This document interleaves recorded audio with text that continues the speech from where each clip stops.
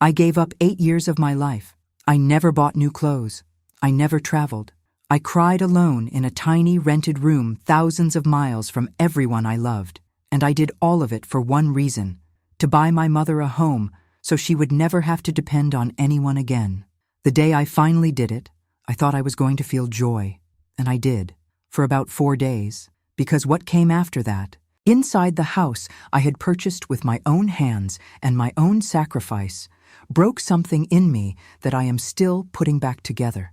My own brothers, the men who had watched me leave and said goodbye with their arms crossed, walked through the door I had opened and acted like it had always been theirs. They never once said thank you. They never once asked how I had survived. And the moment that destroyed me was not a fight. It was not even something dramatic. It was a single sentence, said calmly, by the brother I had loved my whole life, that made me understand exactly how little they had ever seen me. This is my story, and I am telling it because I know I am not the only one. I still remember the exact feeling of the floor beneath my knees the first time I scrubbed someone else's bathroom in New Jersey. It was a February morning, and the cold had come through the thin walls of that house in ways I hadn't expected. My hands were already cracking from the cleaning products. My back ached from bending over bathtubs and kitchen floors since 6 in the morning. And still, all I kept thinking about was my mother's face. Not in a sad way, in the way that keeps you going. My name is Devika. I was 33 years old when I arrived in the United States with one bag, $240, and the name of a woman who had promised to help me find work cleaning homes. I had left behind a mother who cried at the airport, 2 brothers who said goodbye with their arms crossed, and an entire life that had never quite belonged to me. India had given me many things, but it had never given me a way to stay and build something. Not as a woman, not without a husband, not without land or money or the right family connections. So I left. The plan was simple, the way only the plans of desperate people can be simple. I would go to America. I would work. I would save. And one day, I would buy my mother a house so she would never have to depend on anyone again. Not on my brothers, not on neighbors, not on fate. What I did not plan for was how long 8 years truly feels when you are living them alone. In the beginning, I shared a room with 3 other women from Kerala. We slept in shifts because there were only 2 beds. I worked 6 days a week, sometimes 7 when someone called in sick and the agency needed a replacement. I cleaned houses in suburbs I could never afford to live in. I polished countertops made of marble while eating rice and lentils from a container I had packed at 4 in the morning. I learned to smile at the people whose homes I cleaned even when they looked through me, like I was part of the furniture. I sent money home every single month without exception. The first year, I sent enough to cover my mother's medicines and the roof repair she had been putting off for 3 years. My brother Rakesh, the older one, called to thank me. He said the family was proud. He said I was brave. I cried after I hung up the phone. But not because I was sad. I cried because it was the first time in my life a man in my family had told me I had done something right. I held on to that feeling for longer than I should have. The second year was harder. The agency I worked with changed ownership, and our wages were cut. I took on extra shifts doing laundry and ironing for a family in Montclair who paid in cash. I stopped buying new shoes. I stopped calling friends back home because every conversation reminded me of what I was missing. I started waking up at 3 in the morning, heart racing, counting numbers in my head. How much had I saved? How much more I needed? How many more years? My younger brother Suresh got married that year. I sent money for the wedding. I did not go. I told myself I would make up for it later. I told myself that when I finally came home with enough money to give my mother a real home, everything would balance out. All the missed weddings, the missed festivals, the phone calls where I pretended to be fine when I was not. I believed, with everything I had, that sacrifice was a transaction, that if you gave enough, the universe would eventually give something back. I was building a logic around my suffering that felt solid at the time. By the 4th year, I had moved into a slightly better apartment. I now shared it with only one other woman, a Tamil nurse named Priya who worked nights at a hospital in Newark. We barely saw each other, which suited us both. I had started working for a private client, a retired professor who paid me well and treated me with a dignity that still surprises me when I think about it. She was the one who told me to open a savings account instead of sending everything immediately. She was the one who said quietly, one afternoon while we drank tea at her kitchen table, that a woman needs something of her own. I had never thought of it that way. From that point on, I divided my money differently. I still sent a significant portion home every month, but I also kept some for myself, not for luxuries, for the plan, for the house. I started looking at property listings in the town where my mother lived. I spent my evenings on my phone, zooming in on photographs of small plots, reading descriptions I barely understood, asking Priya to help me translate the legal language. I dreamed in blueprints. I fell asleep thinking about a particular neighborhood with a mango tree at the corner, a place I had walked past 100 times as a child and always thought looked like somewhere a family could be happy. 6 years passed this way. My mother got older. She had a fall one winter that frightened all of us. She was fine, but it reminded me that time was not waiting for my savings account to reach the right number. I accelerated everything. I took on more clients. I stopped eating out entirely. I canceled the small subscriptions I had allowed myself, the streaming service, the monthly box of Indian snacks, the phone plan upgrade. I became, in that period, almost mechanical in my devotion to the goal. And then, in the spring of my 8th year in America, I reached it. I had enough. The purchase was done through a cousin of mine who worked in property registration. It took 3 months of paperwork, international transfers, phone calls at midnight because of the time difference, and more stress than I had words for. But it was done. The house was real. It had 3 rooms, a proper kitchen, a small garden, and a covered front porch where my mother could sit in the evenings. I bought it in my name and my mother's name together. I called her the night the papers were signed. She was quiet for a long moment after I told her. And then she started to cry in that particular way she has, slow and steady, like rain that has finally decided it is allowed to fall. She said she had prayed for me every single day since I left. She said she had burned incense at the temple every Thursday morning and asked God to protect me and bring me home. She said she could not believe her daughter had done this. I told her I was coming home in 3 months. I told her we would celebrate together. I hung up the phone and sat on the floor of my apartment in the dark and let myself feel something I had not allowed myself to feel in a very long time. I thought I had finally won. I did not yet know what was waiting for me. The flight from Newark to Mumbai takes roughly 16 hours. I have made that journey before, coming back for short visits over the years. But this time felt different from the moment I sat down in my seat. I was not going home for a funeral or a wedding, or because someone needed emergency money wired faster than a transfer could clear. I was going home as someone who had finished something, someone who had kept a promise. I watched the clouds change outside the window and tried to imagine the moment I would walk through my mother's door, her new door. I had seen photographs of the house, of course. I had gone through every detail of the purchase remotely, but I had not stood inside it yet. I had not smelled the air of those rooms, or felt the floor under my feet, or looked out the window at the street where she would now spend her mornings. I had given her something I could not yet fully picture, and that felt like a strange kind of beauty. When I landed in Mumbai, my legs were stiff and my eyes burned from not sleeping, but I felt something close to electric. I took a connecting flight to the regional airport and then a car arranged by my cousin. The drive through familiar roads, past roadside stalls and coconut trees, and the particular quality of afternoon light that only exists in that part of the country, made something loosen in my chest that I had not realized was clenched. Rakesh and Suresh were both at the house when I arrived. That surprised me slightly. I had not expected them to be there on that first day. My mother had mentioned that Rakesh might stop by, but both of them, waiting, felt more deliberate. They were standing near the front entrance when the car pulled up, and I noticed immediately that neither of them moved toward me with any urgency. Suresh raised a hand in greeting. Rakesh nodded. My mother came out from behind them, and that was the only thing that mattered. She was smaller than I remembered. That always happens after a long time away. The person you carry in your memory stays fixed, while the real one keeps changing, and the difference between them lands in your body like a quiet shock. She held my face in both her hands and looked at me the way only a mother can, like she was checking every part of me for damage, cataloging what the years had done, deciding quietly how she felt about it. She said I looked thin. I laughed. I told her she looked beautiful. She waved her hand dismissively and pulled me inside. The house was exactly as the photographs had shown, and also completely different. Photographs cannot carry the weight of a place.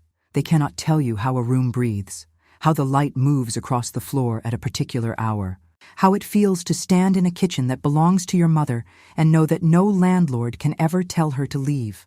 I stood in the main room and looked around and felt something enormous and wordless move through me. Rakesh came in behind us and said the paint color in the hallway was too dark. I turned to look at him. He was studying the wall with his arms crossed, tilting his head slightly, as if he had been appointed to evaluate my choices. I said I thought it looked fine. He made a small sound that was not quite agreement. Suresh was already in the kitchen, opening cabinets. He called out that the shelves were poorly spaced and that storing large pots would be difficult. I stood very still for a moment. My mother glanced at me quickly and then looked away, busying herself with arranging things on the counter. I told myself they were just being practical. Men who want to help sometimes show it by pointing out problems. I had been away a long time. Perhaps this was just their way of engaging with something they had not been part of. I chose to let it go. That evening, we ate together for the first time in years. My mother had cooked everything I had loved as a child. Rice and sambar and a particular tamarind dish that I had genuinely not tasted in 8 years, because nothing I made myself ever came close. I sat across from her at the table and thought, this is enough. Whatever comes next, this moment is enough. Rakesh poured water and said, conversationally, that the neighborhood was decent, but that a house further north would have been a better investment. I asked him what he meant. He explained, with the relaxed authority of someone who has never had to think too hard about money because others have always provided it, that property values in this area were not rising as fast as in other parts of the city. He said I should have consulted someone locally before making the decision. He said it in a tone that was almost kind, the way you correct a child who has tried their best but missed the obvious answer. Suresh agreed. He added that the road outside flooded slightly during heavy monsoons and that I should have investigated that. I set down my spoon. I want to be honest about what I felt in that moment because I think it matters to name it clearly. It was not anger, not yet. It was something quieter and more confusing. It was the feeling of having carried something very heavy for a very long time and arriving at the place where you expected to set it down, only to find that the ground had shifted, that the place you were trying to reach had moved. I looked at my brothers. They had not asked me a single question about the 8 years, not one question about how I had managed, what I had sacrificed, what it had cost me in ways that had nothing to do with money. They had gone directly to what was wrong with the result. My mother changed the subject. She asked if I wanted more rice. I said yes. The days that followed had a surface of normalcy that I kept trying to trust. We visited relatives together. We went to the temple. I met Suresh's children, who were now old enough to be shy around me because I was essentially a stranger to them. I watched my mother in her new kitchen and felt genuine joy every time I saw her move through the space with a kind of ease she had never had in the cramped rented rooms of my childhood. But underneath the surface, something was accumulating. Small things at first. Rakesh referring to the house as the family house when speaking to neighbors, in a way that quietly erased whose money had purchased it. Suresh asking me, on the 4th day, whether I had thought about adding a room to the back because he and his wife needed somewhere to stay when they visited from Pune. The way both of them had begun to discuss the garden, the furniture placement, the schedule of household repairs, without asking me anything at all, as if decisions about this house were theirs to make. I tried to raise it gently. I said, one afternoon when it was just Rakesh and me on the front porch, that I wanted us to be clear about a few practical things regarding the property. He looked at me with an expression I had not seen before, or perhaps one I had seen and had not known how to name. A flatness, a subtle withdrawal of warmth. He said he thought it was strange that I was being so particular about these things when this was a family matter. I said I had purchased the house. He said that we were all family. I sat with that sentence for a long moment.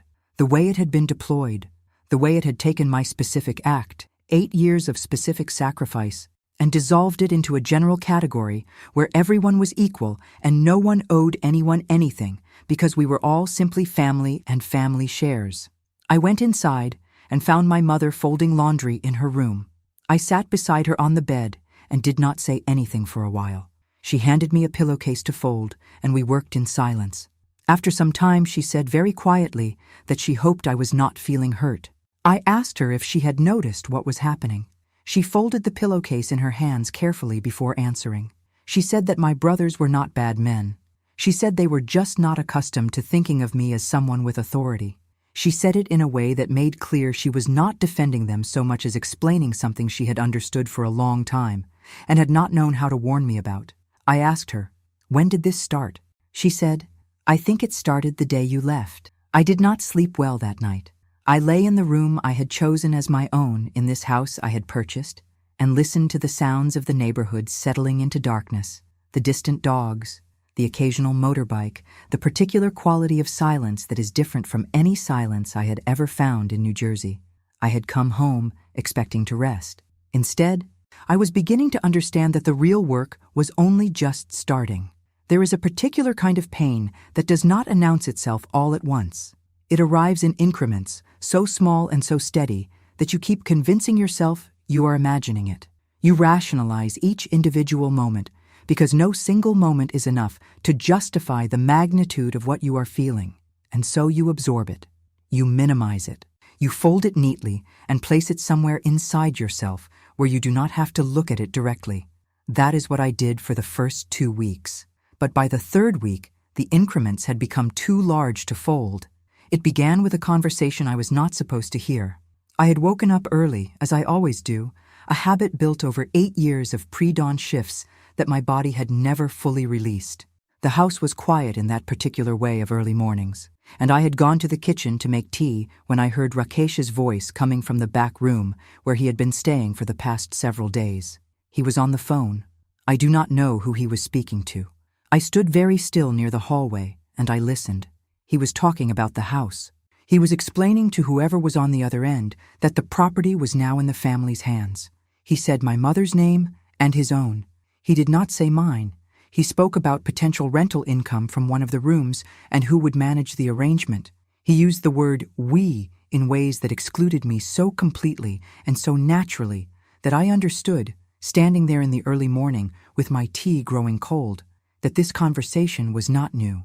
That plans had been forming while I smiled at the dinner table and tried to believe everything was fine. I went back to my room and sat on the edge of the bed. I want to tell you exactly what moved through me in that moment because I think it is important to be precise about it. It was not simply anger. Anger would have been cleaner. What I felt was something more like a slow collapse of a structure I had been building in my mind for 8 years. The structure that said, if you give enough, people will see you. If you sacrifice enough, the people who love you will love you back in kind. If you do the impossible thing, the thing no one else in your family was willing to do, you will earn a place that cannot be taken from you. What I heard through that wall dismantled that structure completely. I said nothing that morning. I made tea. I sat with my mother while she did her prayers. I watched Rakesh come out of the back room looking well-rested and easy in himself, moving through the kitchen of my house like a man in his own home, and I smiled at him and asked if he wanted breakfast. But something had changed in me. A door had closed. Over the following days, I began to pay attention differently, not with the charitable interpretation I had been applying to everything, the one that said my brothers were just adjusting, just traditional, just unused to seeing a woman in this position. I began to watch without the filter of hope, and what I saw was systematic. Suresh had begun bringing his wife and children to stay on weekends. This had not been discussed with me. His wife, a woman named Meena, whom I had met only a handful of times at family events, had started reorganizing the kitchen. She rearranged the shelves I had chosen, moved items my mother had placed deliberately, and made small adjustments to the household routines in the way that a person does when they feel entitled to a space. When I mentioned gently that I would prefer we discuss changes together, Meena looked at me with an expression of polite surprise, as if I had said something slightly strange, and then looked at Suresh. Suresh told me I was being rigid. He said that this was a family home and that family should feel comfortable. I asked him to clarify what he meant by family home. He said what Rakesh had said, that we were all family, that I was making things unnecessarily complicated, that I had been living in America too long and had picked up a way of thinking about things, about ownership and individual rights, that did not translate well here. He said it with a kind of pity that was more insulting than anything else he could have chosen. I had become, in their framing, the problem. My clarity about what I had built was being recast as selfishness. My insistence on basic acknowledgement was being recast as Western arrogance. The very qualities that had allowed me to survive 8 years alone in a foreign country, my discipline, my directness, my refusal to be vague about what I needed, were being used as evidence that I had become someone difficult, someone who no longer understood how things worked in a real Indian family. The humiliation did not always take dramatic forms. Sometimes it was subtle enough that I could almost doubt my own perception.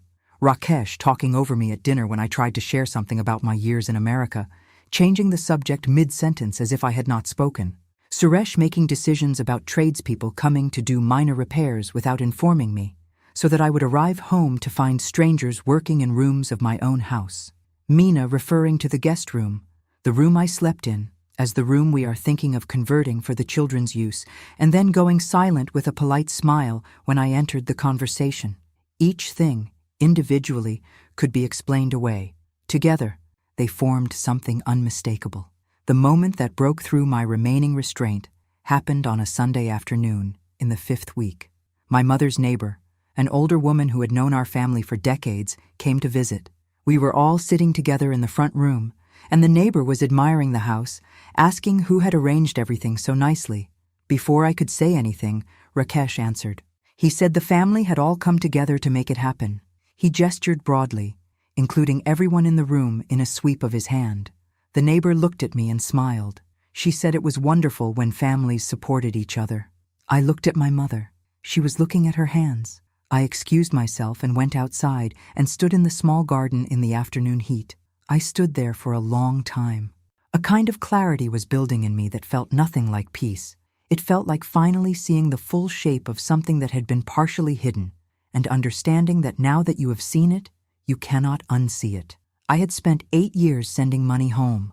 Not once in those 8 years had Rakesh or Suresh contributed anything significant to my mother's welfare. Rakesh had his own business, modest but stable. Suresh had a government position with a reliable salary. Neither of them had ever organized the roof repair, the medicines, the school fees for a cousin in need, the emergency when the water tank failed. All of it had come from me, from the woman who had left, the one who was far away and therefore perhaps easier to discount. And now that I had given the largest thing I had ever given, they had simply walked through the door I had opened and made themselves at home. I went back inside and I asked my mother if we could speak privately. We sat together in her room with the door closed. I told her what I had heard Rakesh say on the phone. I told her about Meena and the kitchen. I told her about the neighbor's visit and what Rakesh had said. I told her all of it quietly and in order. The way you present evidence when you want to be believed and not dismissed. My mother listened without interrupting. When I finished, she was quiet for a long time. Then she said something that I have turned over in my mind many times since. She said that she had always known her sons would do this. She said she had hoped she was wrong. She said she had not warned me because she had not wanted to take away my joy before I had a chance to feel it. I asked her what she thought I should do. She took my hand. She said, "You already know." And she was right. I did already know. I had known for days, perhaps longer. I had simply been waiting for permission to act on what I knew. Because acting on it meant accepting that the family I had sacrificed for was not the family I had believed in. That the love I had been working toward was not waiting for me the way I had imagined. That some debts, no matter how real, are never acknowledged by the people who owe them. I made a decision that night. I was not going to disappear quietly. I was not going to fold myself back into the polite pretense that everything was fine. I had spent 8 years becoming someone who did not give up and did not go unheard, and I was not going to abandon that woman now, not in my own house, not in front of my own mother. Whatever was going to happen next, I was going to face it standing up. The morning I decided to confront my brothers, I woke up before the sun. I lay in the dark, listening to the house breathe around me, and I did something I had not done in a very long time. I stopped planning. I stopped rehearsing arguments in my head. I stopped trying to anticipate what they would say and how I would respond and whether I would be able to hold myself together without my voice breaking. I simply lay there and let myself feel the full weight of what I was about to do. Because I understood that this was not just a conversation about a house. It was not a legal dispute or a family misunderstanding that could be resolved with the right words arranged in the right order. What I was about to do was name something that my family had spent years pretending did not exist, and naming it, saying it out loud in a room where everyone would have to hear it, would change things in ways I could not fully predict or control. I got up, made tea, and waited. Rakesh came out first, as he always did, moving through the kitchen with the unhurried ease of a man who has never once questioned his right to occupy any space he enters. Suresh arrived shortly after, his children running ahead of him into the garden. Meena settled herself at the kitchen table and began scrolling through her phone. My mother stood near the stove, her back to the room, quietly making herself small in the way she had learned to do around her sons. I asked everyone to sit down. The tone of my voice was enough. They all heard something in it that made them still. Rakesh looked at me with that evaluating expression he had been wearing for weeks. Suresh pulled out a chair slowly. Meena set down her phone. My mother turned from the stove and leaned against the counter, watching me. I did not raise my voice. I had made a decision about that specifically. I had spent enough of my life in rooms where women raised their voices and were dismissed for it, described as emotional or unstable or too much. I was not going to give anyone in that room that particular exit. I spoke clearly and without rushing. I told them that I had purchased this house.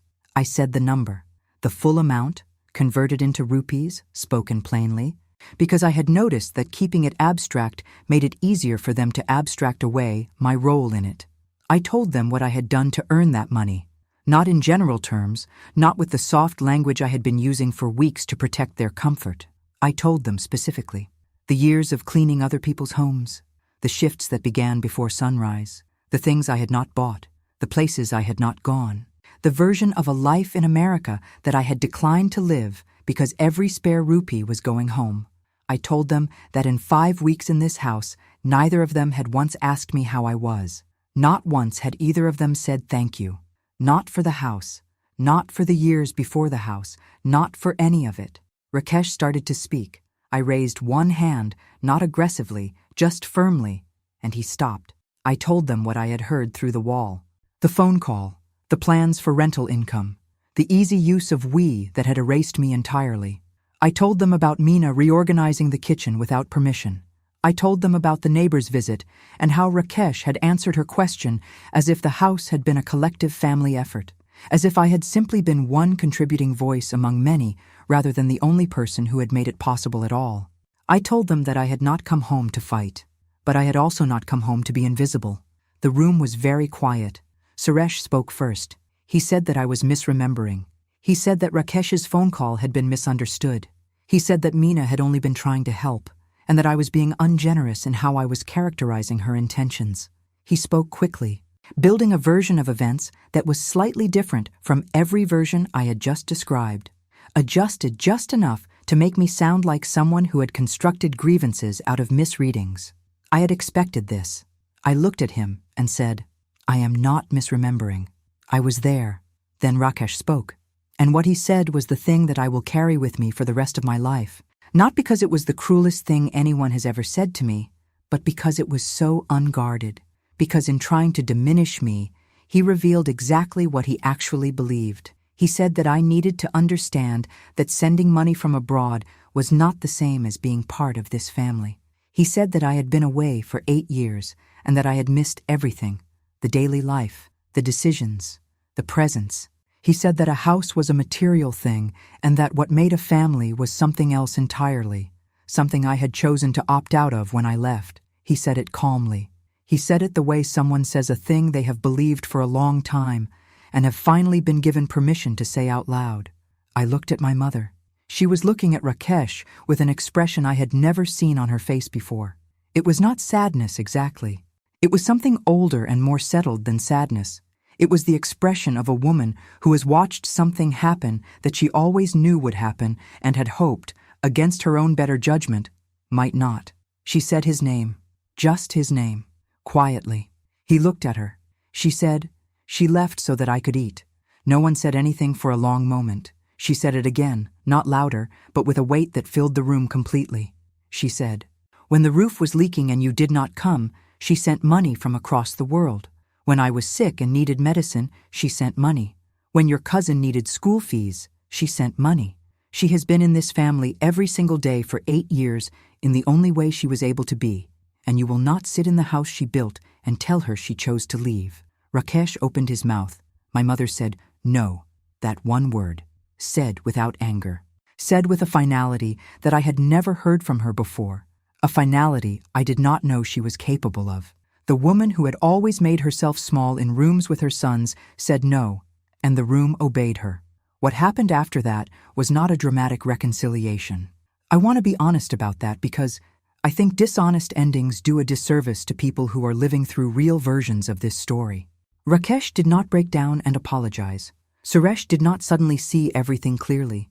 Meena gathered her children, and they left that afternoon without saying much. And the silence they left behind was not entirely comfortable, but it was honest. Rakesh stayed another day. Before he left, he came to find me in the garden. He stood beside me for a while without speaking. Then he said quietly that perhaps he had not thought carefully about certain things. He did not say which things. He did not say he was sorry. But he said it, and I chose to accept it as the beginning of something rather than the absence of something. Some people can only travel a short distance toward accountability. Accepting that is not the same as accepting mistreatment. It is just an accurate reading of who someone is and what they are capable of. In the weeks that followed, I did several practical things. I consulted a property lawyer and ensured that the legal documentation of the house was unambiguous and protected. I had a direct conversation with my mother about her wishes regarding the property and how she wanted to live in it, and we wrote those wishes down together. I established clear boundaries about who could stay, for how long, and under what conditions. Not with hostility, with clarity. These things felt less like victory and more like maintenance, like the ordinary work of protecting something real. But the thing that changed most profoundly was not legal or practical. It was internal. I had arrived in that house believing that love was something you earned through sacrifice, that if you gave enough, people would eventually see you fully, would honor the full complexity of who you were and what you had endured.